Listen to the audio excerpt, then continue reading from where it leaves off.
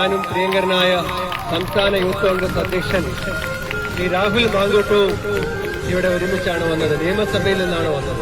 ഈ അംഗനവാടി ജീവനക്കാരുടെ പ്രശ്നങ്ങൾ, ടീച്ചർമാരുടെ പ്രശ്നങ്ങൾ നിയമസഭയിൽ ഏറ്റവും കൂടുതൽ തവണ ഉന്നയിച്ചിട്ടുള്ള ഒരു MLA ആണ്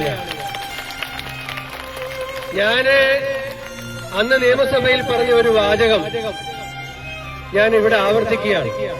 ഞാൻ മന്ത്രിയോട്, മുഖ്യമന്ത്രിയോട്, നിയമസഭയിലെ 140 സാമാജികരോടും കേൾക്കാൻ വേണ്ടി പറഞ്ഞു, അംഗനവാടി ജീവനക്കാർ എന്തു ചെയ്യുന്നു എന്ന് നിങ്ങൾ അവരോട് ചോദിക്കുന്നതിന് പകരം എന്തവർ ചെയ്യുന്നില്ല എന്ന് ചോദിച്ചാൽ മതി. ഇവിടെ ഇരിക്കുന്നവരാരും ജീവനക്കാരല്ല, അമ്മമാരാണ്. അവരുടെ അടുത്തേക്ക് ചെല്ലുന്ന ആളുകൾ.